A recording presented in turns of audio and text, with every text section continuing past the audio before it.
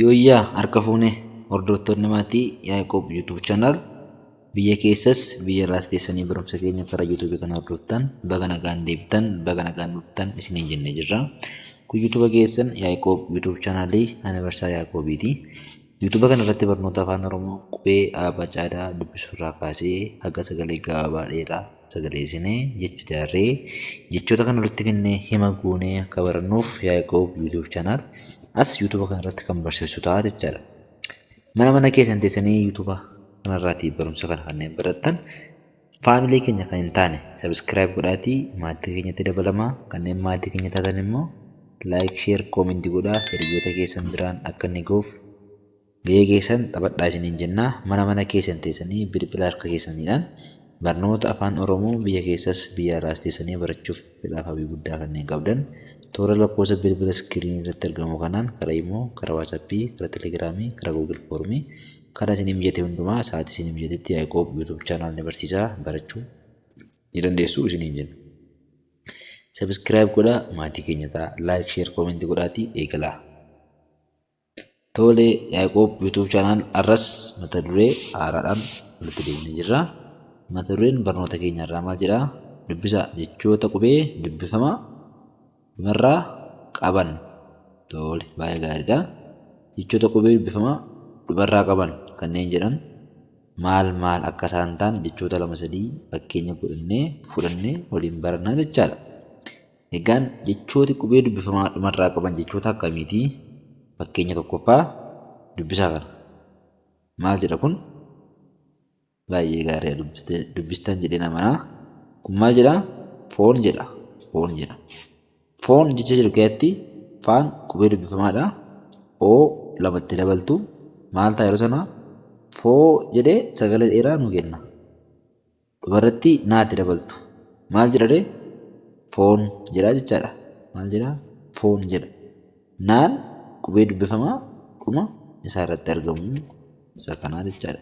Fakkeenya biraa dubbisaa kana. Kun maal jedha? Loon jedha. Loon. Loon jecha jedhu keessattis laan qubee dubbifamaadha. Oo lama itti dabaltu dhumarratti naa itti dabaltu. Naa gaafa itti dabaltan loon dheeraadha. Loon dheeraatti naa dabaltu. Gaafa kana maal ta'a? Loon jedhaa jechaadha. Gaafa dubbisnu maal jedhee dubbifamaa? Loon jedhaa jechaadha. Loon jedha. Tole baay'ee gaariidha. Baay'ee gaariidha. Fakkeenya kan biraa dubbisaa kana sekendii lama isinii kenna. Baay'ee gaariidha. Baay'ee gaariidha. Dubbistan jedhee namanaa.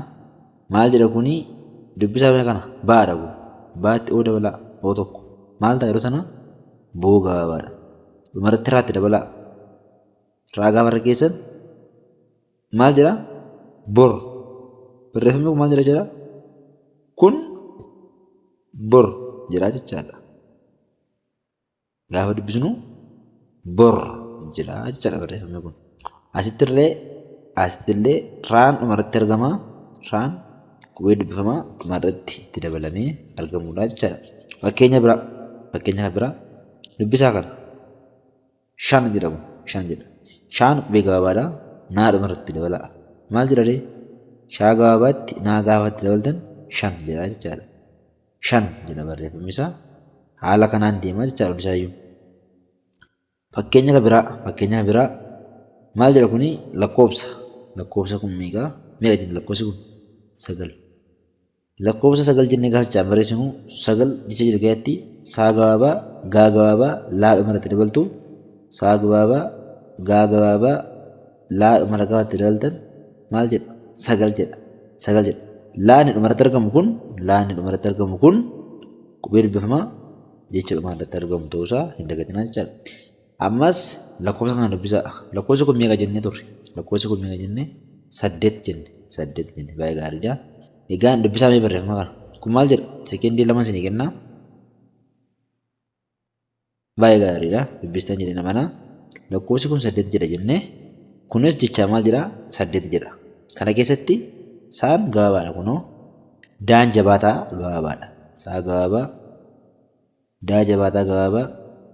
Dhumarratti taa guutu. Maal jedha kuni? 8 jedha jechaadha. 8 jedha. Taan dhumarratti argamu kun qubee dubbifamaa jecha dhumaa irratti argaman fakkeenyota isaan keessatti argamaa jechaadha. Ammas fakkeenya biraa lakkoofsa kun meeqa jennee turre? Lakkoofsa meeqa jennee turre? Afur jennee turre. Baay'ee gaariidha. Afur jennee turre. Egaa jechaan afur kan jedhu isa kana. Afur jechaan kan jedhu keessatti haatti fuugaa gabaabaa dabaltuu raadhuma irratti dabaltuu afur jedha jechaadha. Afur jedhee haala kanaan barraa jechaadha. Afur kan jedhu haala kanaan barraa jechaadha. Kun yuutuuba keessan Yaaqoob yuutuub chaanaal Ana Barsaa Yaaqoobiiti. Na faana jirtu jedhee naaf dadha. Sabiskiraayib godhaa maatii keenya ta'a. Laayik, sheer, koomentii godhaa yaadaaf gahee qabdan na biraan gaasanii jenna. Fakkeenya dhuma irratti argamu tokko waliin hojjenna. Kun lakkoofsa keessaa meeqa jennee turre? Lakkoofsi kun meeqa jennee? Meeqa jenne? Sekendii lama. 10. Baay'ee gaarii. Baay'ee gaariidha. Jechaan 10 jennee gaafa barreessinu kun jechaan 10 jira. Kuu gaabaa, dhaa gaabaa dhuma irratti naatti dabaltu. Kuu gaabaa, dhaa gabaabaa dhuma irratti naa. Maal jedha dee? 10 jedha jechaadha. 10 jedha jechuun 10 jira. Horaa bulaa deebanaa mana keessan teessanii barnoota kana toora bilbilaa barachuu kanneen feetan lakkoofsa bilbila iskiriinii irratti argamuun nu bilbiluu dandeessu. Mata duree haaraan aga walitti deebinutti biyya nagaa bulaa biyya nagaa jiraadhaa. Yuutuuba keenya sabiskiraayib gochuun dagatinaa laayik sheer koomentii godhaa yaadaaf gahee qabdan biraan gahaa iddoo nagaa tura.